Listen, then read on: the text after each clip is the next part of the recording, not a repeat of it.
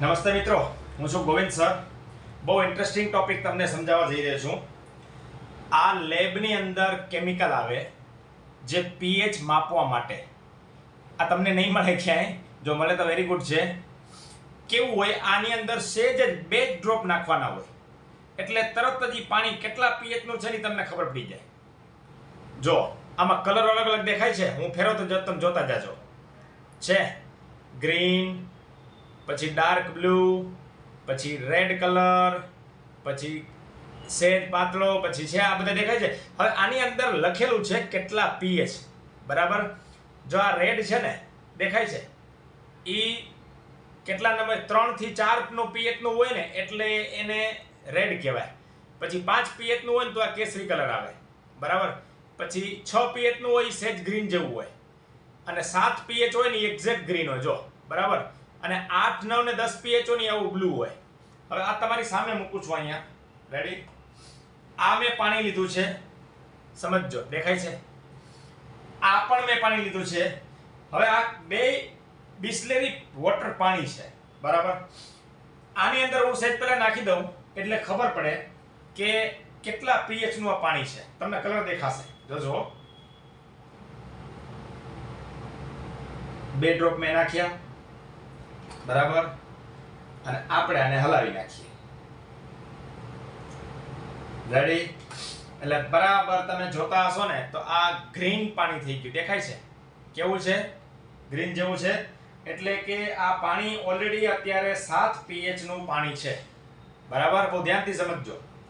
7 pH નું પાણી છે, તમારી સામે મેં નાખ્યું. હવે આપણે આપણું બનાવેલું પીએચ બેલેન્સર છે, દેખાય છે. પીએચ બેલેન્સર આપણી બનાવેલી પ્રોડક્ટ છે મિત્રો, સાઇટ્રિક એસિડ થી, બરાબર. હવે હું સેજ આમાં નાખીશ, ક્યાં પીએચ ઘટાડીશ, બરાબર. થોડુંક જ નાખું છું અને પછી આ 2 ડ્રોપ્સ નાખશું એટલે ખબર પડશે કેવા કલરનું પાણી થાય છે. જોજો, આ બાળકોને દવા પીવડાવવા માટેની વસ્તુ છે.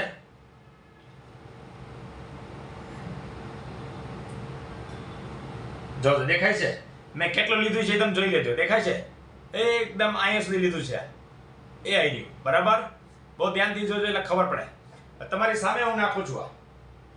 આપણે પીએચ બેલેન્સર કેટલું દમદાર છે ને એ તમે જોજો, બરાબર. મેં આ મૂકી દીધું. આપણે હવે આને હલાવી નાખીએ. હવે આનો ઓલરેડી પીએચ ઘટી ગયો છે. આ પાણીનો પીએચ ઘટી ગયો છે. એ કેવી રીતે ખબર પડશે ને, જોજો. હવે આપણે શું નાખશું? આ ડ્રોપ. કેટલા? એ 2 જ, વધારે નહીં. ત્યાં આખો રિઝલ્ટ આવી જશે. આ 1 અને આ 2, બરાબર. જો હવે આપણે એને હલાવી નાખીએ એટલે એક્ઝેક્ટ ખબર પડી જશે એ કેવા કલરનું પાણી થયું. દેખાય છે મિત્રો? લાલ કલર જેવું દેખાય છે. હજી સેજ વધારે નાખો એટલે ખબર પડે, કારણ કે આનાથી પીએચ ન ઘટે, પણ કેટલા પાણીનો પીએચ છે એ તમને ખબર પડે. જો કલર જે આવે ને એ જ પીએચ નક્કી થાય, બરાબર. જો બરાબર ધ્યાનથી સમજજો. કેવો કલર થઈ ગયો મિત્રો? બરાબર. મેં તમને બતાવ્યું કયો છે પીએચ. 3, 4 ને 5 આ જે કલર દેખાય છે કે નહીં, બરાબર. ધ્યાનથી જુઓ. છે આ એનો પાણી અને આ એ વસ્તુ. સેજ જ આપણે પીએચ બેલેન્સર વાપર્યું એમાં આટલો ફેર પડ્યો, બરાબર. આ જોઈ લ્યો. આમાં આપણે પીએચ બેલેન્સર નથી વાપર્યું, બરાબર. ચલો એ પણ ટ્રાય કરી લઈએ. હવે આ જે પાણી છે એમાં આપણે ડ્રોપ નાખેલા હતા. કેટલા પીએચ નું પાણી છે? 7 પીએચ નો. ચાલો એમાં પણ આપણે નાખી દઈએ, બરાબર. એટલે કલર એનો પણ બદલાશે, જોઈ લ્યો. છે કાંઈ કરવા જેવું નથી. તરત જ મેં કોઈ ડ્રોપ્સ નાખ્યા નથી. દેખાય છે તમને? લાલ કલરનું પાણી થઈ ગયું. કેમ થઈ ગયું? પહેલા તો ગ્રીન હતું, બરાબર. હજી તમારે જોવું હોય તો આ આખું પાણી બદલાવી દઉં તમારી સામે, અને આને આપણે પહેલા પીએચ નક્કી કરી લઈએ, પછી આ નાખીએ એટલે તમને ખબર પડી જશે કેટલું કામકાજ આપે છે, બરાબર.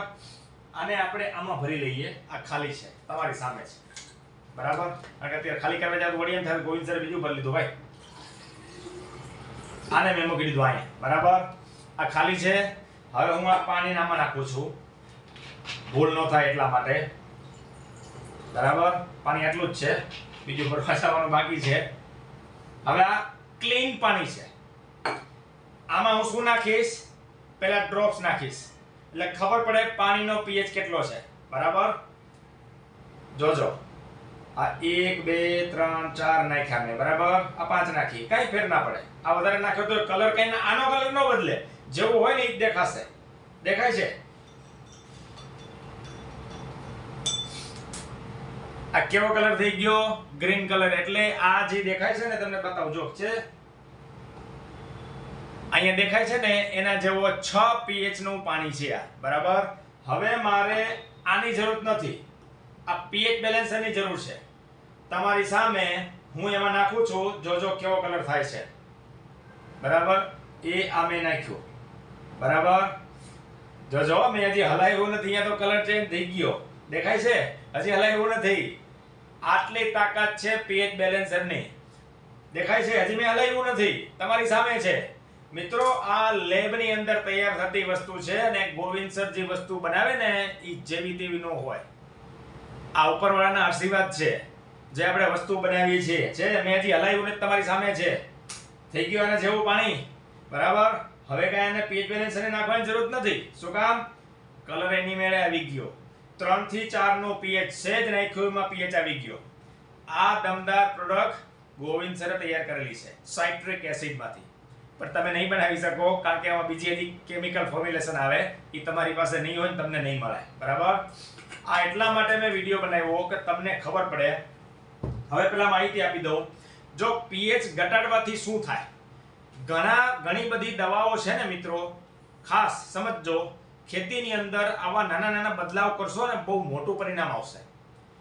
કોઈ પણ દવા કે કોઈ પણ ફંગીસાઇડ કે પેસ્ટિસાઇડ છે ને, એનો pH 5 થી 6 ને આડેગાડે રાખવામાં આવે ને, 5 થી 6, તો સમજો ઈ દવાનું આયુષ્ય ડબલ થઈ જાય. માની લો કે 12 દિવસનો કોટા હોય ને, તો એ સીધા 20 થી 22 દિવસનો થઈ જાય. શું કામ ખબર છે? એની કામ કરવાની એફિશિયન્સી, કેપેસિટી વધી જાય. હવે મિત્રો, જે ખેડૂતનો પાણી 9 pH નું હોય, 8 pH નું હોય અને એ ફંગીસાઇડ કે દવા મારે છે, 110% એને રિઝલ્ટ નહીં આવે. શું કામ ન આવે? કેમ કે આપણને આવું કોઈ સમજાવનાર જ નથી મળ્યું. આ તમારી સામે છે, બરાબર. એટલે આ pH બેલેન્સર છે, ટ્રાયલ થઈ ગઈ છે, રેડી છે, જેટલું જોઈએ એટલું મળી શકશે. પણ આ ગોવિંદ સરે બનાવેલી વસ્તુ છે, બરાબર. એકદમ દમદાર લેબોરેટરીમાં તૈયાર થાય એ વસ્તુ છે, બરાબર. મિત્રો, દિલ ખોલીને વાપરો, બહુ નજીવી કિંમત છે. તમારી પાસેથી મારે બહુ વધુ પૈસા લેવા નથી. આની જે કોસ્ટ પડે છે, જો આ એક ડબલું લેવા જાઓ ને, તમારી જાણ ખતર 35 રૂપિયાનું ડબલું આવે, બરાબર. હવે આ કાંઈ 5-5 લીટરમાં કોઈ લેવા વાળું ન હોય, એટલે લીટરમાં જ લેવું પડે. પછી એનું પેકિંગ કરવું પડે, આખે આખું સીલ પેક, બરાબર. ગમે એમ ન આવે. પછી આવા ઢક્કન મારવા પડે.